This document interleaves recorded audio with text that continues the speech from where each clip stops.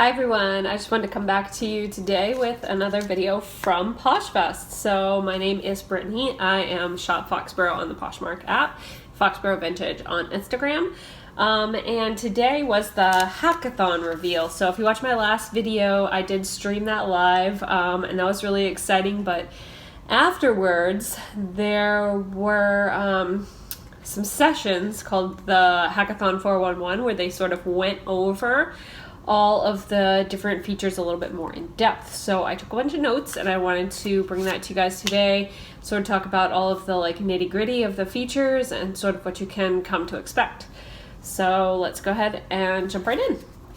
The first thing is going to be released in a couple of weeks. So both of these things they're working on. The first one is potentially for the sellers the most useful thing. I think a ton of different people asked for this when they submitted the questionnaires for what do we want to see, and that is there's going to be 3 new private fields directly in the listing. So when you go in and you edit your listing or you're creating a new listing, down at the bottom there's going to be a field for SKU, which is an inventory number. There's going to be a field for your cost of goods, and there's going to be a field for notes. So let's just say your SKU is B225, your cost of goods is $3.60, and your special notes is 0721. So you listed it on July 21st. Or whatever you wanted to put in the special notes. You can do anything. So that is going to be all private. And it's going to populate on something new called my inventory report. So this is going to be a pullable report just like my sales report, and it's going to be exactly the same. You'll go in, you'll hit my inventory report, and it'll be all of your active listings. And those, you're going to hit the email me button, and they're going to send you an email with your report. You'll open it up, and there's going to be a bunch of different fields. Like the newest fields are going to be the number of days listed is going to be available for you to see.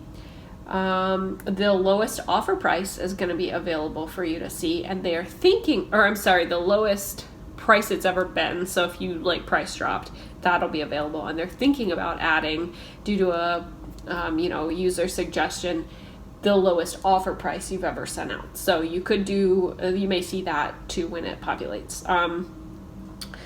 But that is going to be on the inventory report. And then once the item sells, that information is also going to be transferred over to your sales report. So you'll still get to see your SKU,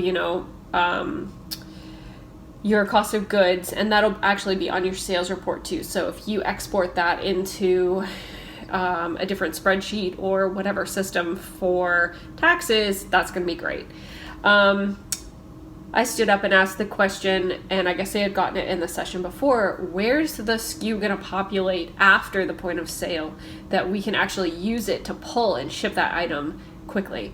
So 2 of the options are going to be either on the sales page in the app, or on the browser when you go in and you click my sales and it populates all the sales. So it'll either be there or in the email that they send you, or possibly both. So we'll see which one they decide to do, or if they do both.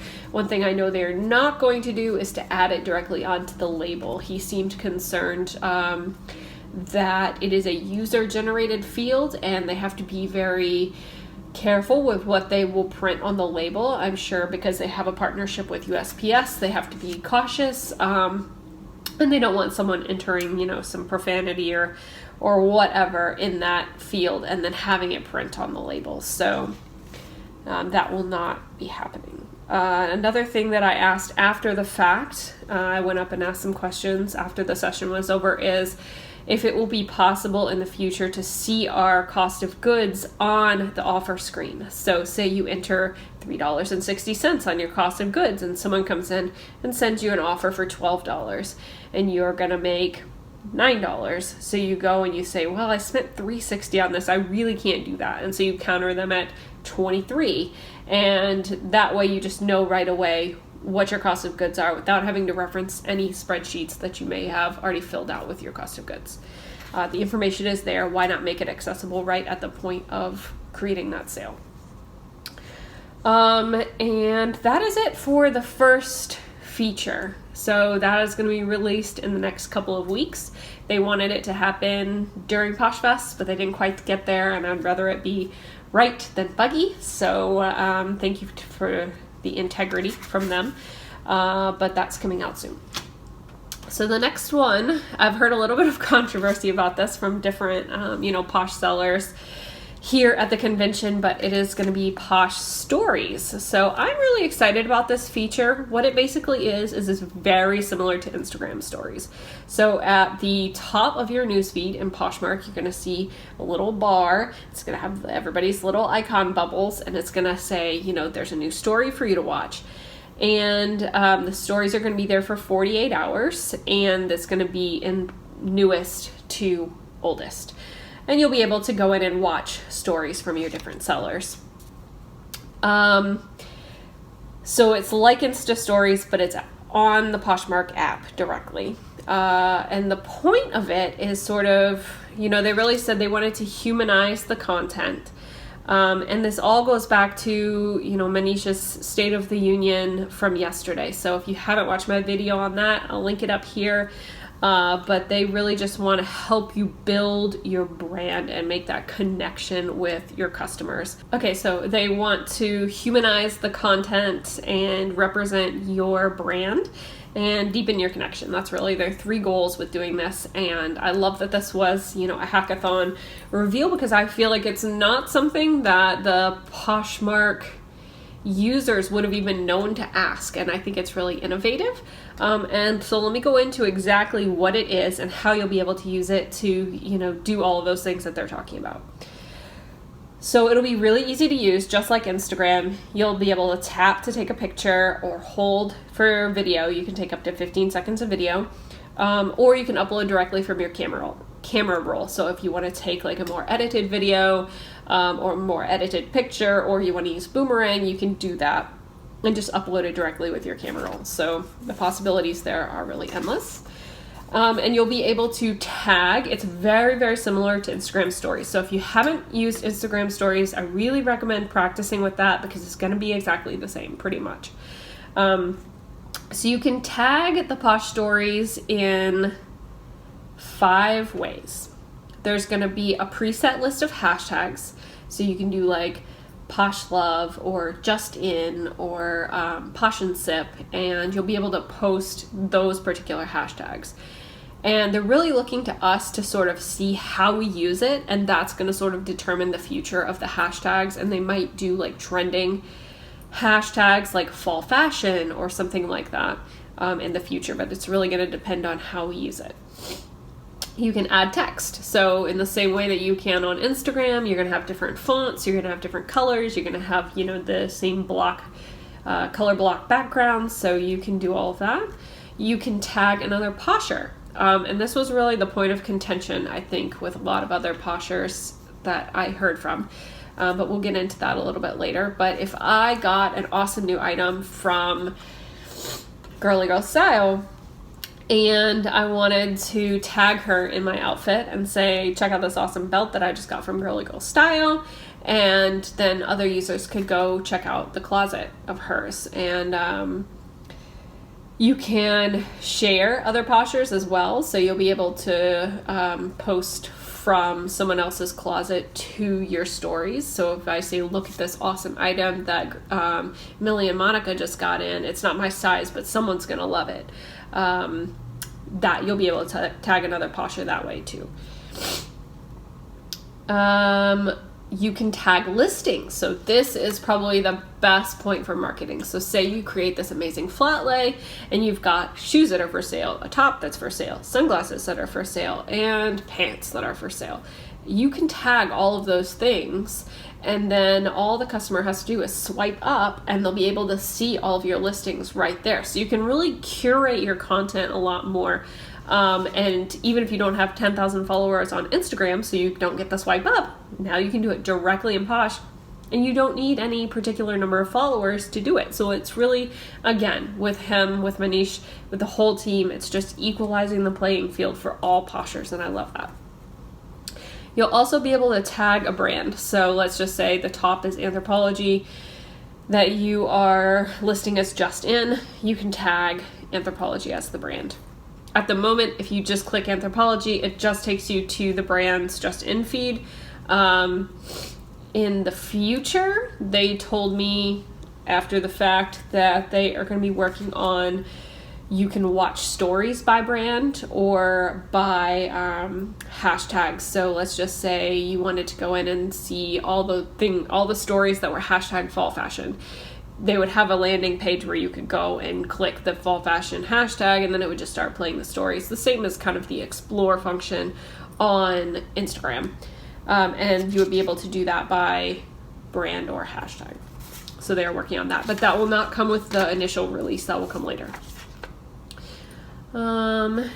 Let's see. And a lot of people were concerned about being tagged by other people when they don't want to be. I don't think that's going to be as big of a deal. You know, if you really think about it, so many Poshers, they don't know how to use even a third of the features that Poshmark offers. So this is probably another feature that they're not really going to use. Hopefully I remember to cut out that coughing fit later. So anyway,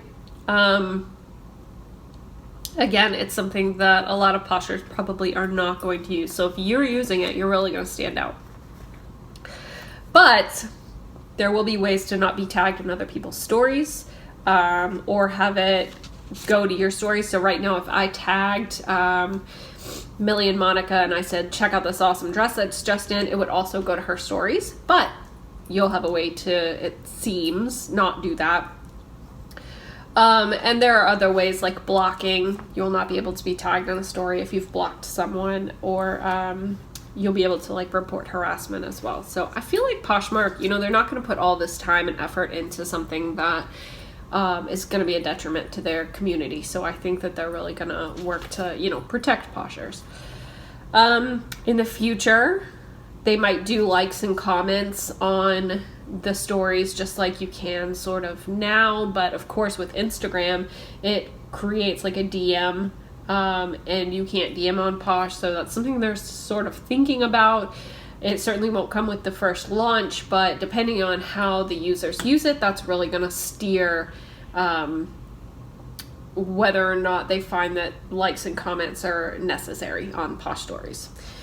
And they are working on a way to share Posh Stories externally. So if you create a great Posh Story and you want to share it to your Instagram, then they are sort of working on a way to make that happen. Maybe Pinterest, maybe Tumblr, maybe Facebook. You'll be able to share those Posh Stories straight to your social media.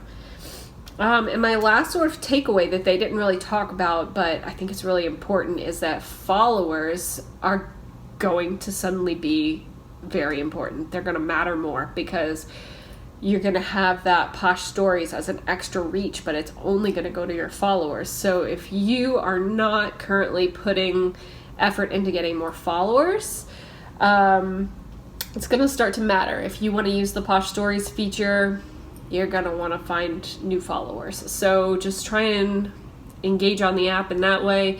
I've been one of those people who's like, followers aren't that really important. It doesn't really translate to sales for me. Well, suddenly it's about to be important. So I think we all need to double down on welcoming new Poshers and just spreading that Posh love and trying to get more followers, because it is going to matter.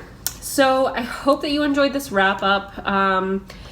Go ahead and leave me some comments down below. If you have questions, maybe that I can answer them for you. I took probably 20 pages of notes over this whole conference. I'm going to be doing a big video on, you know, Instagram, building your following there, and how to best use it to connect with your Poshmark sales, your Poshmark platform, and just a couple of other different breakout sessions that I went to, data and numbers and negotiation, and I'm going to try and do some little videos on that. So go ahead and hit the subscribe button if that sounds interesting to you. If you're a Posher, definitely do it. And I hope to see you next time. So thank you so much. Bye.